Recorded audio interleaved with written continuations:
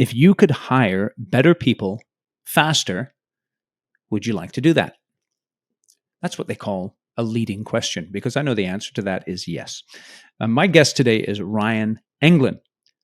He is the CEO of Core Matters, and Core Matters specializes in helping people do exactly that: hire better people faster.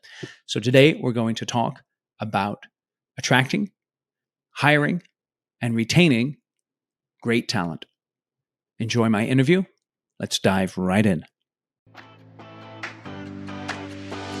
This is Eric Anderton, and you're listening to Construction Genius, a leadership masterclass. Thomas Edison said that genius is 1% inspiration and 99% perspiration. If you're a construction leader, you know all about the perspiration, and this show is all about the 1% inspiration that you can add to your hard work to help you to improve your leadership.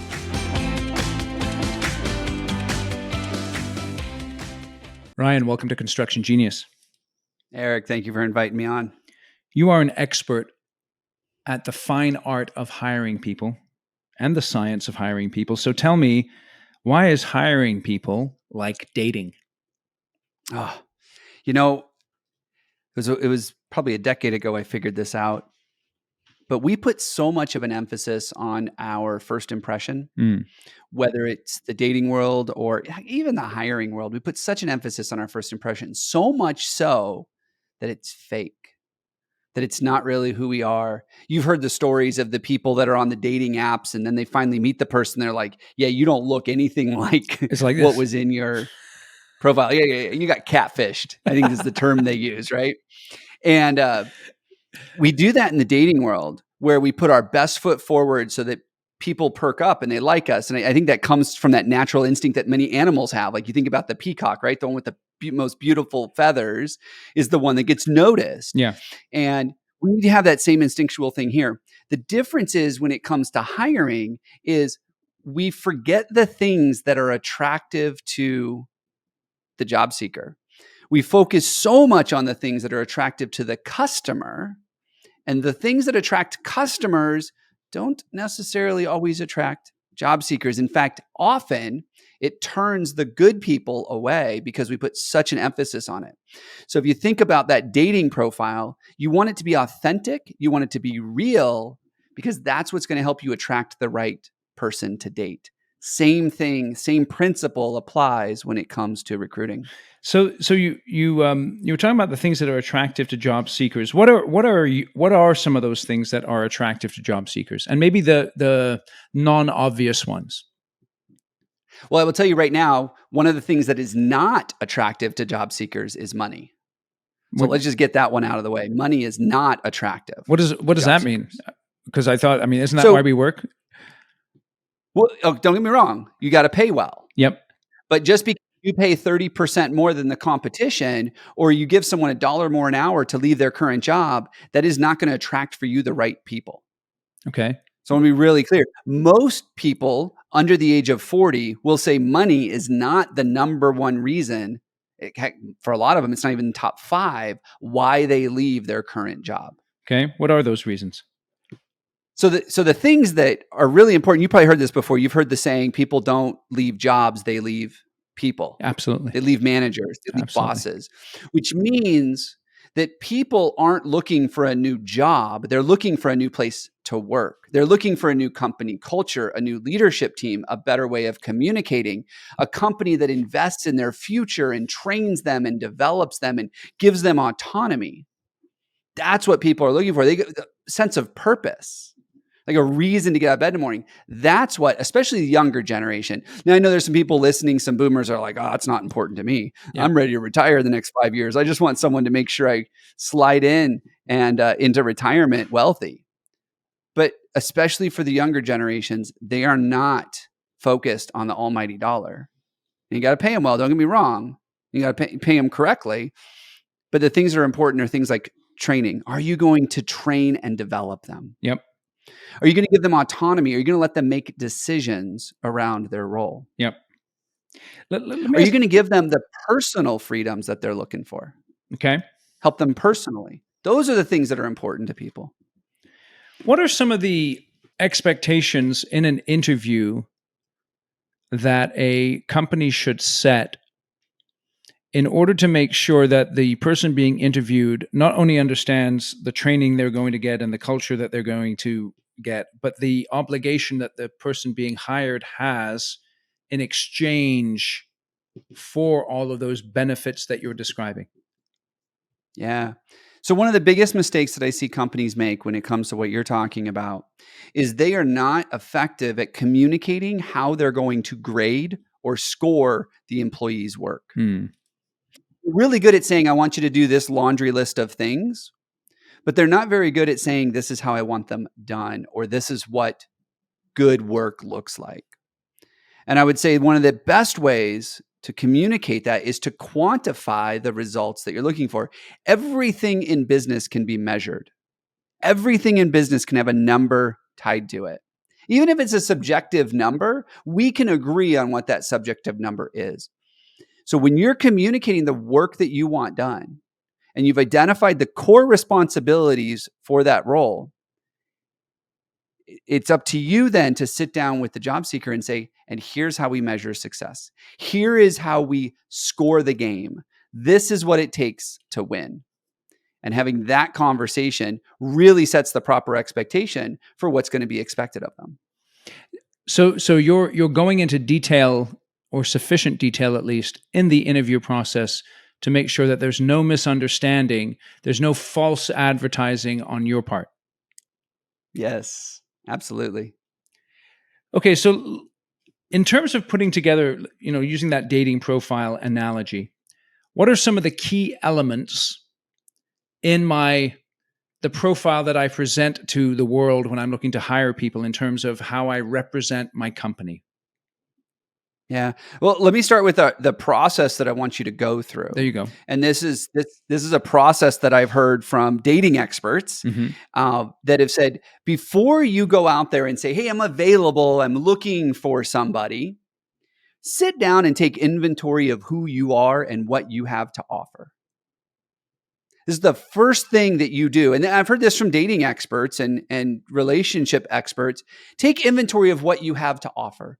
And if you don't have enough to offer to attract the person that you want, it's time to go dust up on some skills. Okay. It's time to go get some things to offer them. So for example, if I know that looks wise, I'm a 4. Right. And that means I'm probably not going to land a 10. Yep. But you know what? There are things that I can do, like become a better communicator, take better care of myself, maybe lose some weight, get more fit, think long term and have a plan for my life that might attract someone that would not be a 4. Maybe they're a 7 or an 8. And I get closer because I start thinking about what are the things that I have to offer, and then what are the things that the person that I would want to attract would want. And I become those things.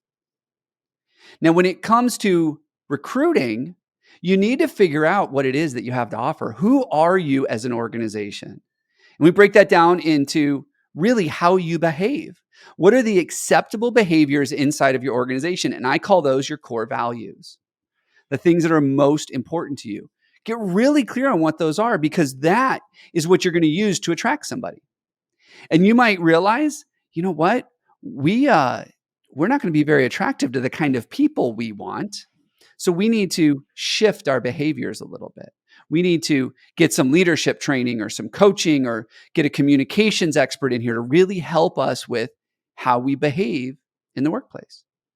Then once we're done with that, we say, okay, what is it that gets us out of bed to do what we do every single morning? I call that purpose. What is it that drives us to do what we do? There are a lot of different businesses you could have gone into, but you choose to become an owner or a leader in this particular business. Why? What is it that drives you? And usually there's a deep-seated reason behind that. You're going to use that to attract people that have a similar purpose, so they'll get out of bed for the same reason. And then finally, the last thing you're going to do is you're going to look at, where are we going? Remember, I had mentioned people want to be trained. They want to know that you're going to help them achieve their personal goals. Well, if your metaphorical bus, we've all heard that metaphor before, like your business is a bus, you got to get the right people in the right seats. Yep. If your business is a bus and you're going in a direction that's opposite of the people you want to attract, it might be time to reset your vision and drive in a different direction. So you've got to get really clear on who you are and what you have to offer first. And then once you've taken inventory of that and you're clear on that, now you go to the market and you say, do the people I want to join my team, is that attractive to them or not? Let me ask you in terms of the interview process itself. One of the mistakes that I've seen people who do interviews make is that they talk too much and don't listen enough. And again, if I'm going to go through all this work with my values, my purpose, and, it's like that first date, right? And the person can't shut up. You know what I mean? And you might be in that interview process with an ideal candidate and you can't shut up. And as a result of that, you never really explore with that person whether or not they are a fit. Yeah. So how do you discipline yourself in that interview process to make sure that you are relational as opposed to sort of monologue-y?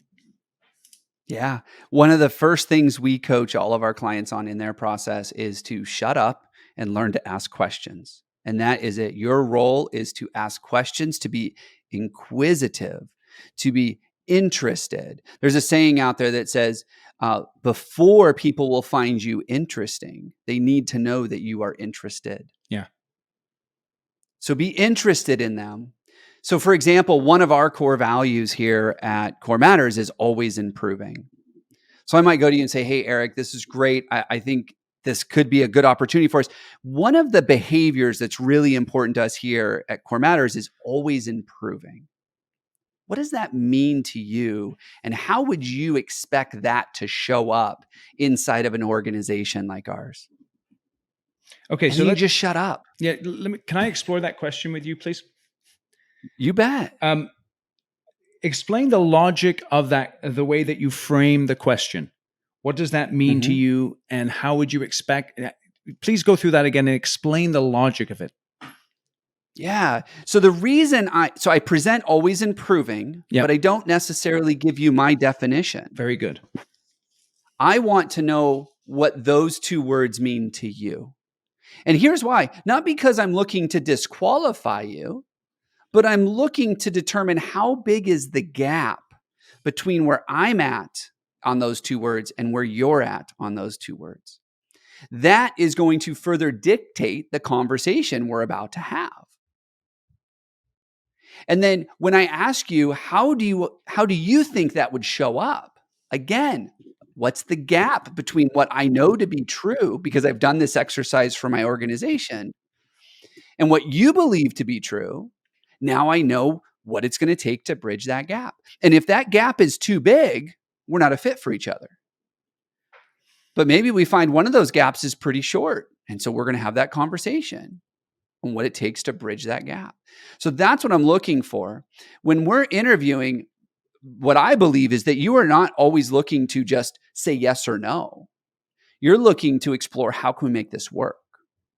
Because when I'm interested and you're interested, we're going to do what it takes to overcome the challenges, just like a relationship or a marriage. There's no such thing as two perfect people.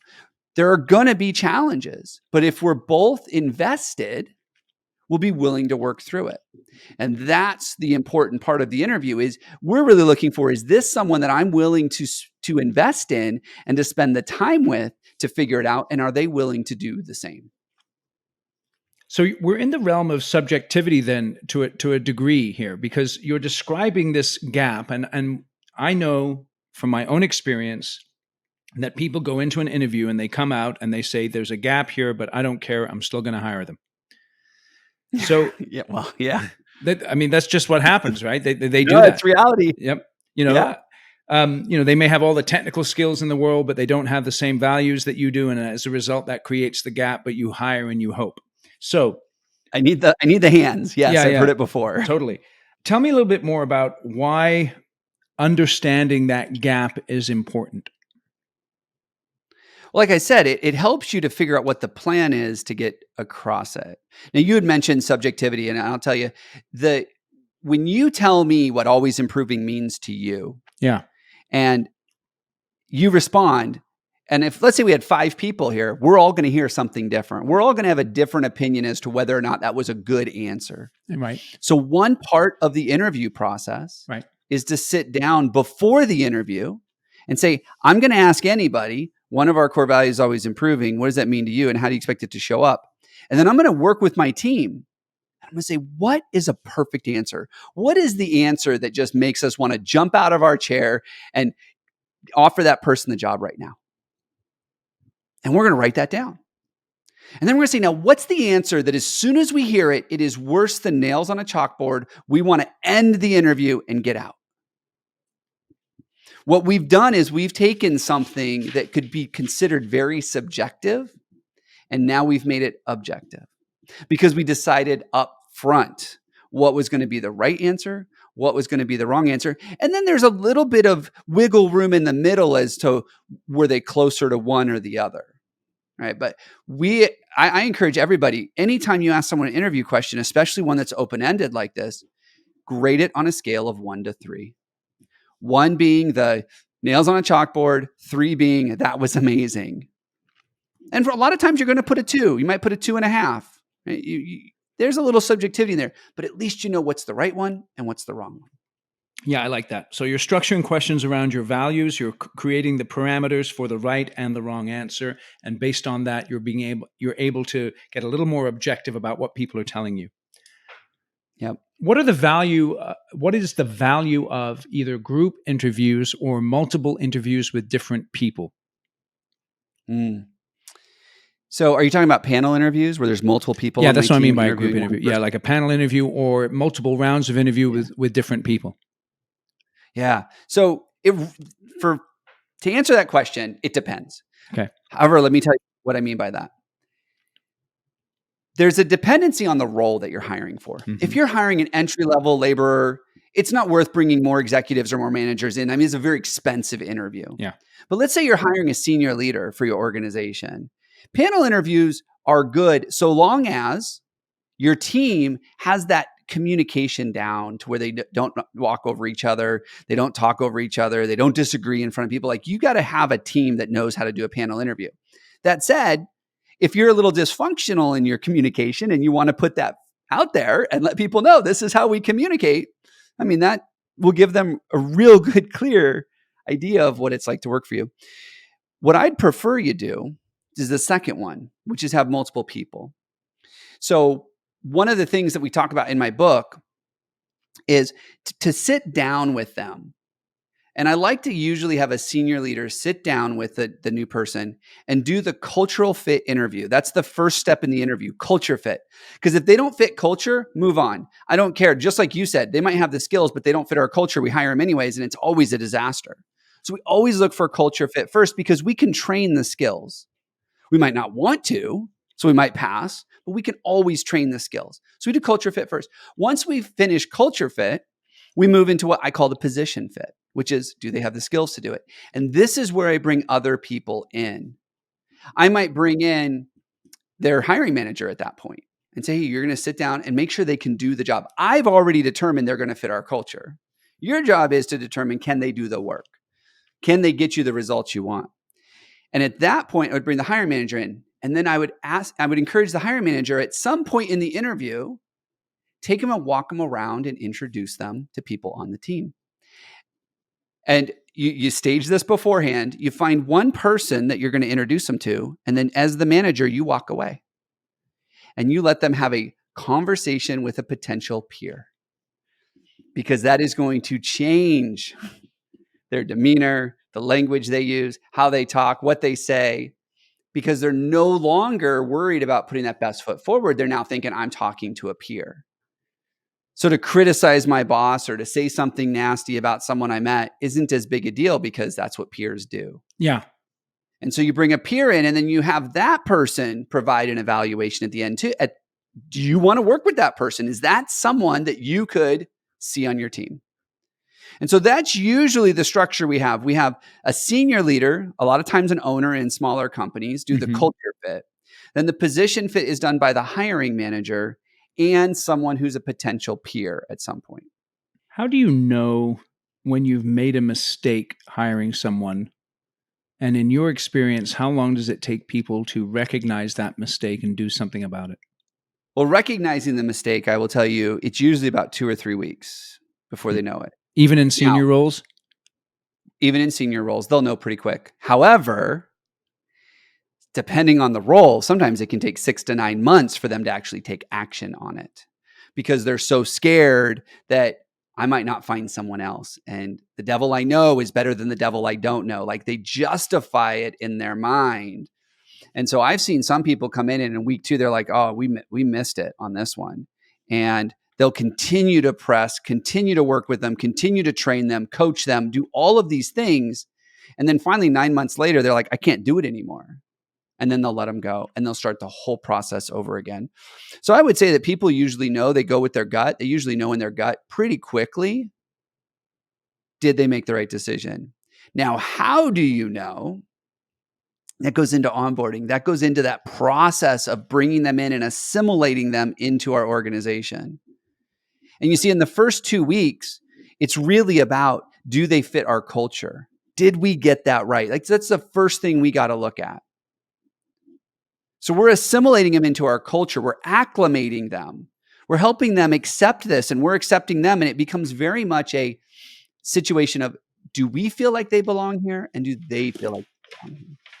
We're not even looking at work yet. We're looking at culture. Then we spend the next 4 weeks looking at, can they do the job? And remember, I told you those metrics, how important it is to have those scorecards or those numbers to show that they can win. Do you see progression towards those measurables to know, are they the right person? And then lastly, do they know how to win? That's what we look for. Are we setting them up to win or setting them up to fail? I'm sure you've seen this before.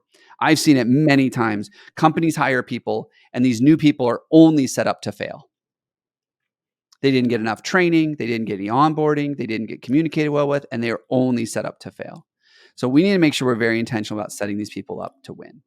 So you're describing the onboarding process in the first 2 weeks, if I heard you correctly. Is that correct? Well, we actually look at the first 2 weeks, first 4 weeks, first 12 weeks. We call it the 2-4-12 launch. Okay, good. And that's So all we're looking at under the 90 umbrella days. of onboarding.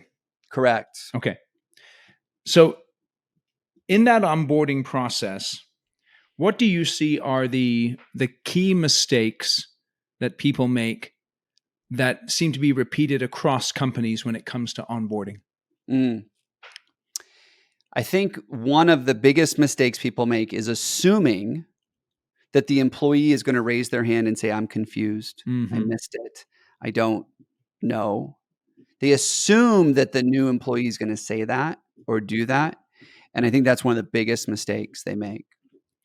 And so we encourage people, train them, invest in them, coach them until they tell you stop.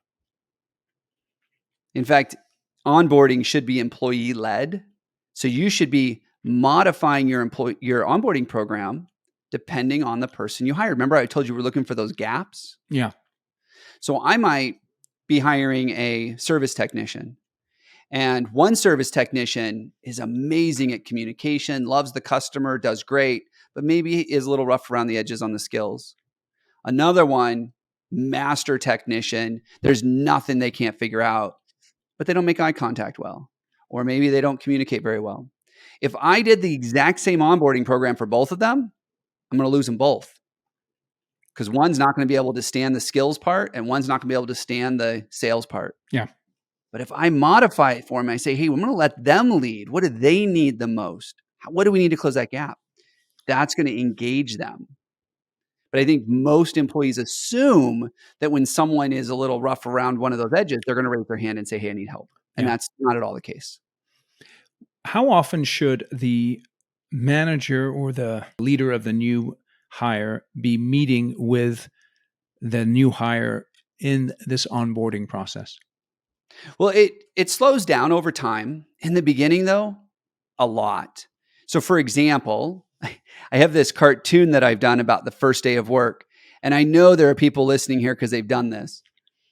The new person shows up and it's like, hey, Eric, it's Ryan. I'm here for my first day of work. And you look at me like, who?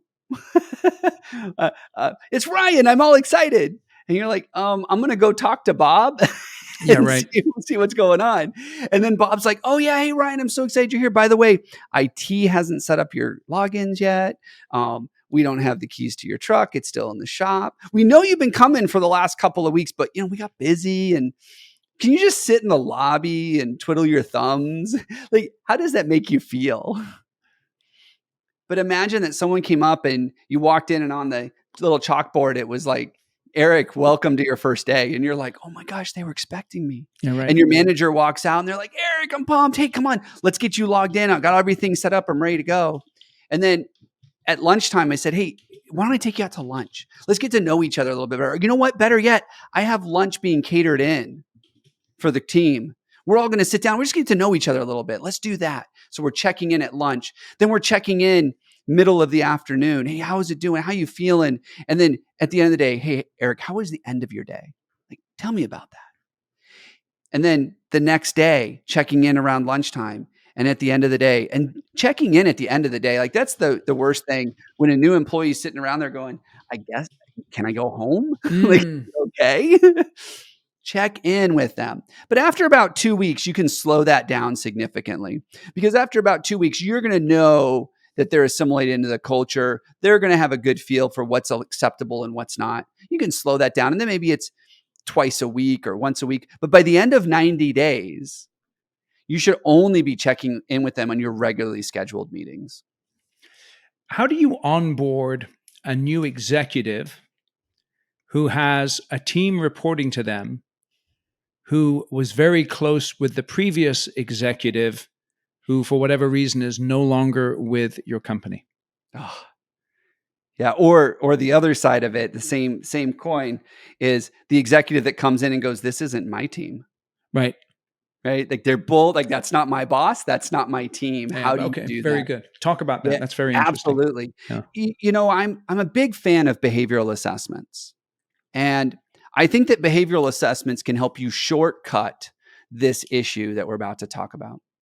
Remember, if you do it right, everybody knows what it takes to win. Everybody knows how we're being measured and what the scorecard is, what that scoreboard says. And if you have the right people on the team, the existing team that knows what it takes to win and they know how we're scoring, and you've got a new executive coming in and they know how it's scored, you should, had you done the interview process right, you should have people that say, okay, we're both here to win. We're not here to sabotage each other. We're here to win and we know what it takes.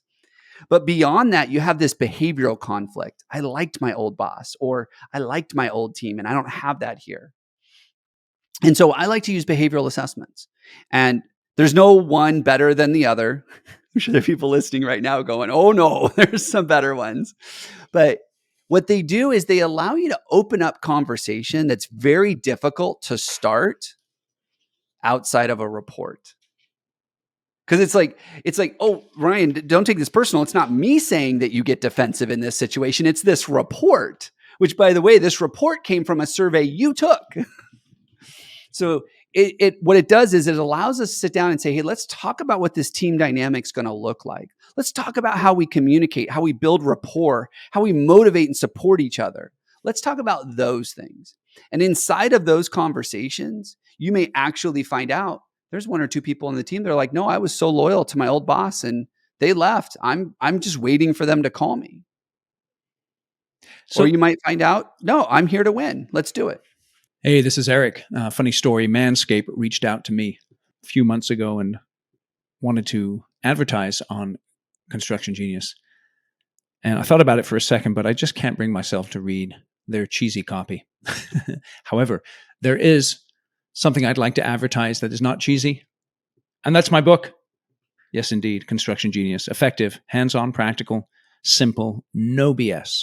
Leadership, strategy, sales, and marketing advice for construction companies. In other words, if you're listening to Construction Genius, this is the one book that you need to read. And so what you should do is go out to Amazon, purchase a copy for yourself and all of the leaders in your organization. If you purchase more than 10 copies, reach out to me. I have a special offer for you that is worth more than $2,500. And you can just reach out to me, eric@constructiongenius.com, if you purchase more than 10 copies, which you should, because the book's awesome. And I know you'll enjoy it. So let's get back to our interview with Ryan. And again, go out to Amazon and buy a Construction Genius book today. You said that there's no one assessment that's better than the other. So tell us, in your opinion, if you have one, and if not, it's fine. What are the top 2 or 3 assessments that, in your experience, have been most effective? I'll tell you the ones I like. Okay. But here's what I tell people. When people ask me, what's the best assessment? It's the same thing as what's the best CRM? What's the best applicant tracking system? Here's what I say. It's the one that your team likes to use. That's the best one. Because I can't tell you how many times I've talked to a team and they say, oh yeah, we use this assessment. Like, great, tell me how you use it. Well, we give it to them on the first interview and then we put it in their file.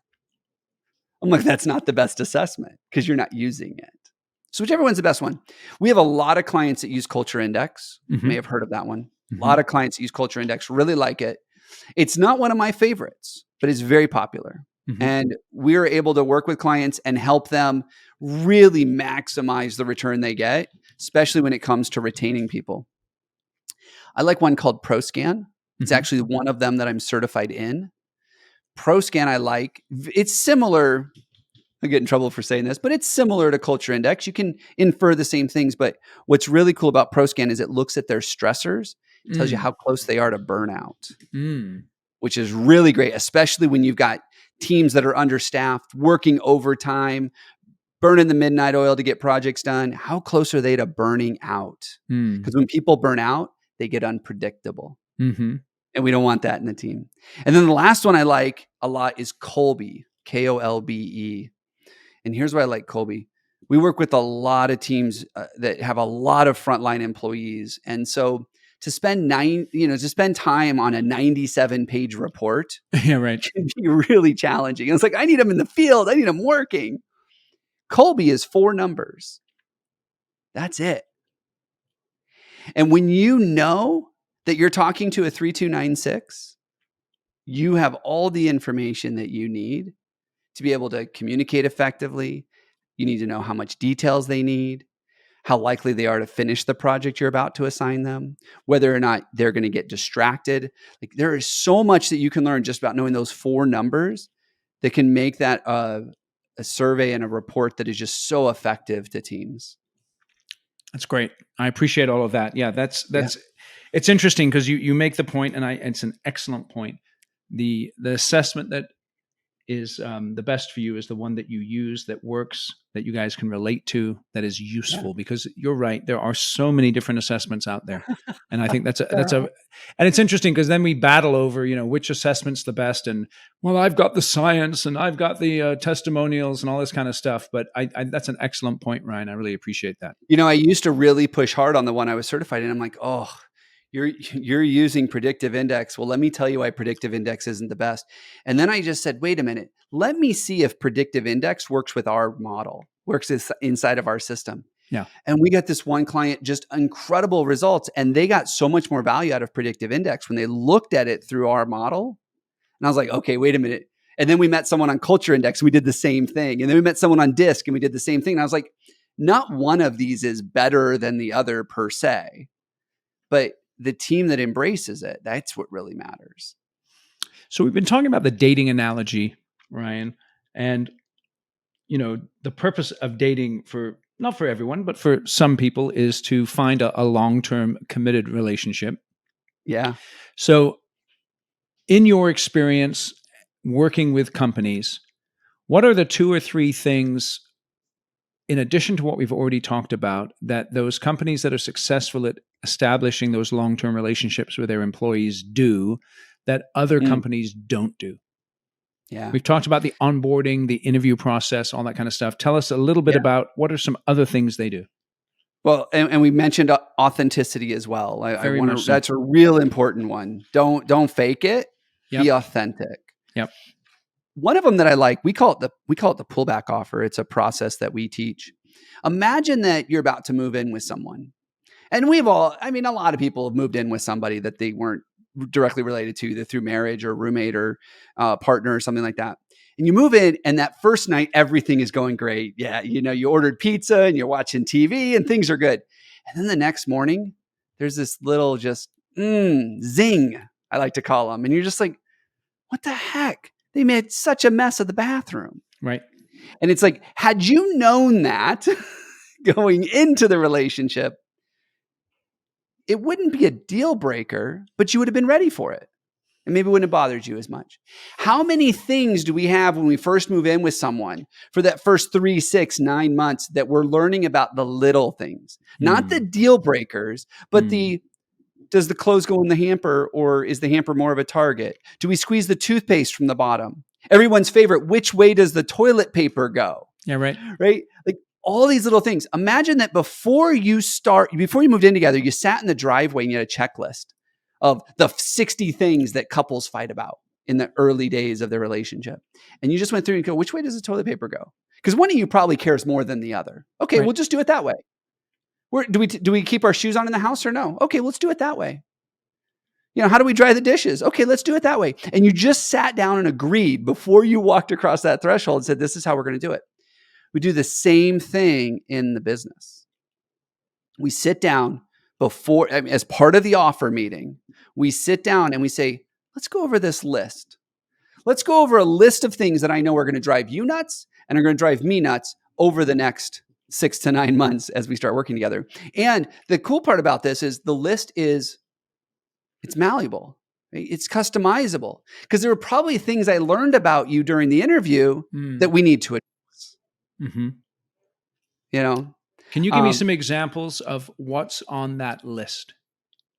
Oh, absolutely. Absolutely. So small business, we work with a lot of small businesses. Yep. One of the things that happens in small business almost without fail is information is not communicated completely. Hey, Eric, I need you to go talk to this customer and fix the problem.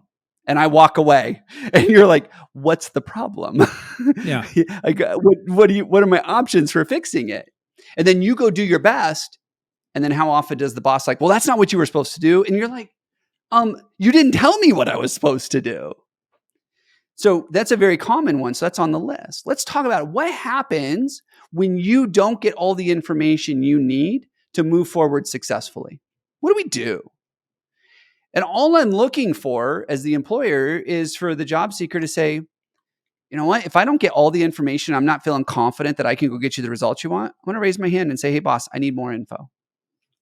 And then as the boss, you say, you know what? I think that's a great answer. And I would absolutely stop what I'm doing to help make sure you get the information you need so you can move forward correctly. Would you include in that list something like, Dave, you're going to come work here, and I want you to know that Fred's been here for 20 years and he's a bit quirky. And so, it's like your weird uncle, you know what I'm saying? It's like, you've moved in with someone, you're like, but not in a super creepy way. Not in a creepy way. No, I'm not talking about in a creepy way. I'm just talking about in a, Uncle Fred's coming over for Thanksgiving and he's just a little strange, not in a creepy way, not in a legal way. I'm just... That's where the relationship analogy breaks down. Yeah. But would you include that in some things, just giving you a heads up as you're coming in? I would. I think it would depend on how closely this person is going to be working with Obviously, Uncle Fred. Yeah. If they're going to see Uncle Fred at the annual party, I probably wouldn't say much. No. But if they're going to sit next to him, I might talk about that. I'd also probably go to, I would go to Uncle Fred and I would say, hey, here's the deal. We got some new people coming in and you can be a little quirky at times. Go easy on them. Just ease them into it. I don't want you to change who you are. I just want you to be a little more conscious about how you're behaving and just ease them into it. I was just going to say, and the not obvious things. So for example, if I'm interviewing someone and I notice that they have a tendency to disconnect eye contact, and I know that that's going to be a problem for them in their role, I'd bring that up. Be like, hey, Eric, I noticed that a lot of times I'll be talking to you and all of a sudden it looks like you're drifting off. I'm pretty sure you're still listening to me, but it looks like you're drifting off. Is that something you're aware of? Is that something you do? And then we'll just have a conversation. Like, I'm not accusing you of disconnecting or anything. It perceives that way. We had one client one time that they could not stand it when people smacked their gum. And it drove them nuts. And this gal did it during the interview, but she was perfect on paper. She was a culture fit. Like they were so excited. But he's like, if she smacks that gum, it's not going to be long for him. So let's have a conversation about it. Yeah. Like, hey, I know it's a habit. I know it's a tick, but I'm telling you right now, it's going to drive me nuts. So I need you to tone it down a bit. Is that going to be a problem? Like the little things that we think, oh, well, that's weird to bring up. Why would I talk about that? Because it's going to drive you nuts. And then you're going to look for a reason to fire that person. Yep. And that's not fair to them. And it's not fair to you. So let's say I'm looking at my hiring process and doing my best to be objective. And I can say, you know what? Inside we're a 10, but outside we're a 2 or a 3. And we really need to put a little bit of lipstick on the pig, so to speak. Yeah. What are the first 2 or 3 things I should focus on in the next 90 days? And feel free, if you want to summarize anything that you've previously said in the interview, feel free to do that. Well, I'll tell you the first thing you should always do is not the same for everybody. Mm-hmm. Like that one thing that where the lipstick's needed most is not the same for everybody. What I would do is I would take a step back and I would go to a coffee shop. I would get yourself out of the office and I would do a Google search of my company name and jobs and see what comes up. And I would look at those Google results and I would go, oh my gosh, my Yelp score of 2.1 is one of the first things that shows up. So I might go fix my Yelp score. Or I might see that 1-star review that got left on Indeed by that one disgruntled employee 6 years ago. Yeah. And it's the only one. And I might go fix that. Yeah. Or if I do a really good job in my marketing and SEO and everything else, maybe my website shows up first. And when I click on it, it's got pop-ups on it and sales, and we'll do whatever it takes to take care of the customer, even if it means working overtime and nights and weekends and being away from our family. We'll do whatever it takes. Like, is that the message you want a job seeker to see? So maybe that is what you work on first.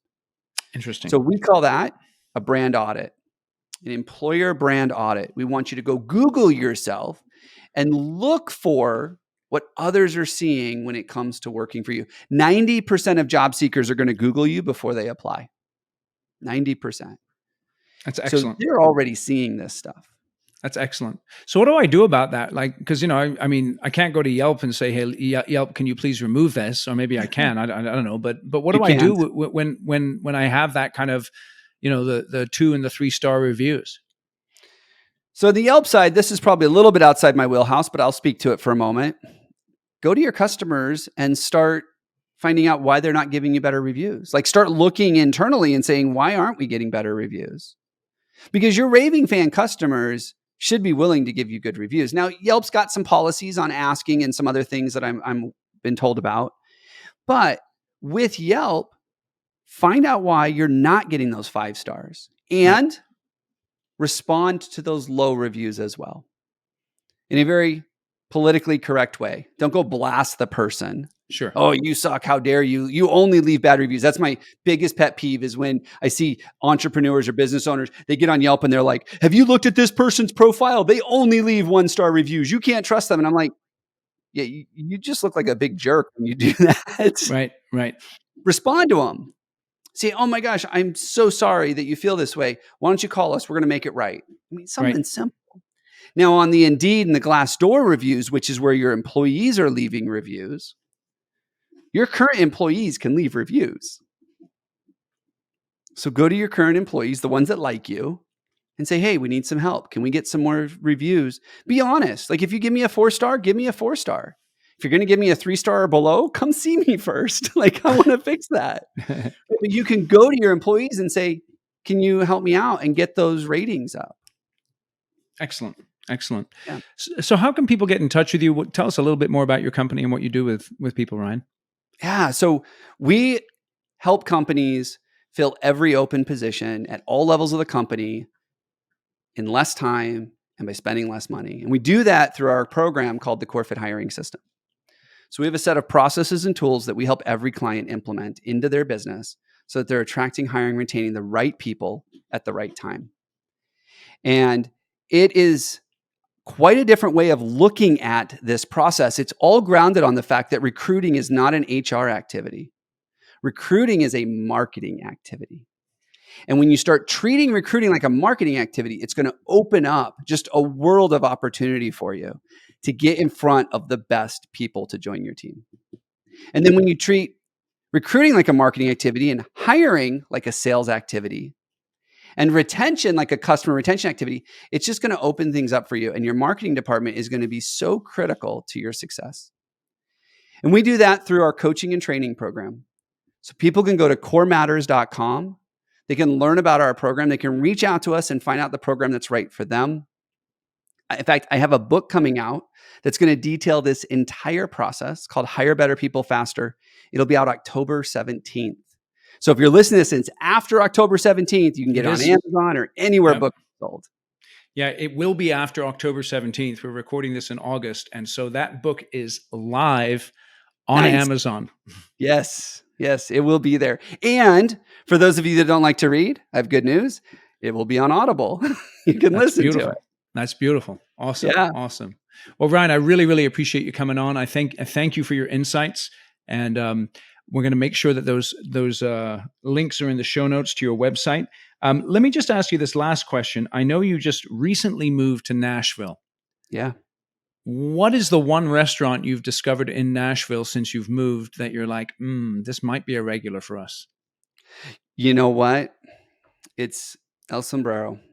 I did not think I would find good Mexican food here, but I did.